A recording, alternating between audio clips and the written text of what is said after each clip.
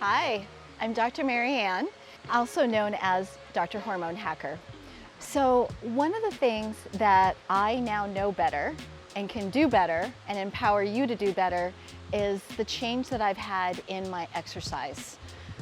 When you are after the age of 30, you're already losing muscle mass. If we're not careful and we don't start taking the necessary steps, you could be losing 10% of your muscle mass per decade. And the one thing that I'm going to share with you right now is that this right here is the biggest lie and misconception.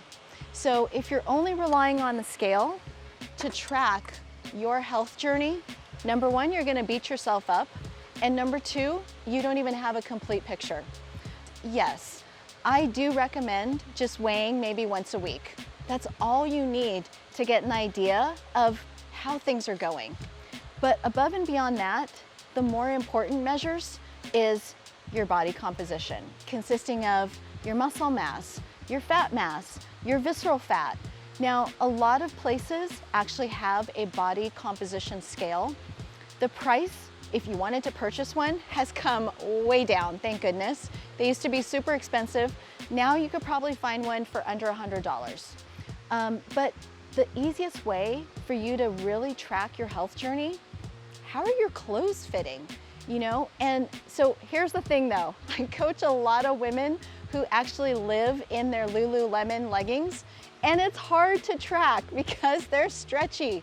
So maybe once a week, put on your skinny jeans, your tight jeans, so that you can really tell how things are going. Because I promise you, if your waistline is going down, it doesn't matter what the scale says. If the scale is actually going up a little bit or staying the same, but your waistline is going down, whatever is going on the inside is going in the right direction. You're losing inches, you're probably losing fat, and you're gaining muscle. But let's really talk about how to purposefully start building muscle so that we don't lose our muscle mass as we age. Number one, you got to have the right amount of protein. So if I'm going to work out, I am always going to have some protein either before I work out. Like if I work out in the evening, I'm definitely going to have some protein about 1.5 to 2 hours before, because I like to do some exercises for my abs, and I can't do that on a full stomach. So if I instead work out first thing in the morning, it's going to be on an empty stomach, and then I have my protein, like a protein shake. I'll have that right afterwards. The other thing that you might want to consider is one of the reasons why people don't work out every day is they're sore. They probably didn't work out for 2 weeks, and now maybe they're working with a trainer, or they're like, oh my gosh, I gotta hit it really hard because I haven't worked out in 2 weeks. And they probably over-exercise. And then they're sore for the next 3 days, and then they don't want to exercise, or they can't exercise. So one thing that you might consider, this is my bag of essential amino acids, and I have it right after I work out. And so if you do suffer from having muscle soreness after you work out, or if you want to even enhance that process of conversion from protein into muscle, get a good essential amino acid in your routine when you work out. But here's the honest truth. You don't have to be in a gym. You don't have to do anything fancy. A lot of things you could actually do in your own home, and it doesn't have to be super expensive.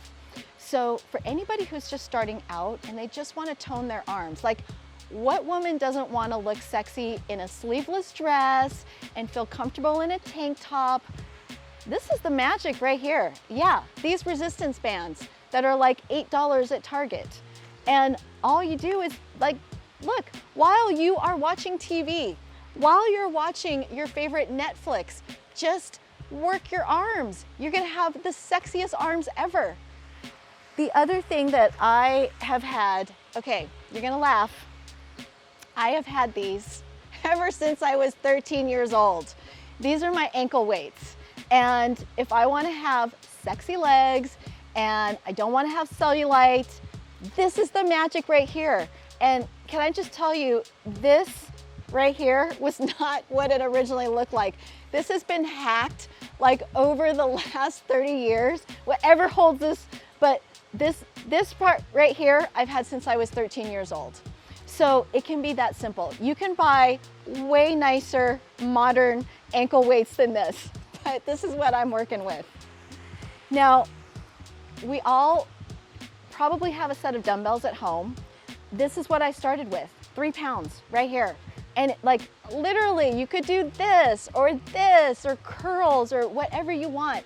Again, we spend so much time watching TV or movies, you could easily incorporate that into your schedule.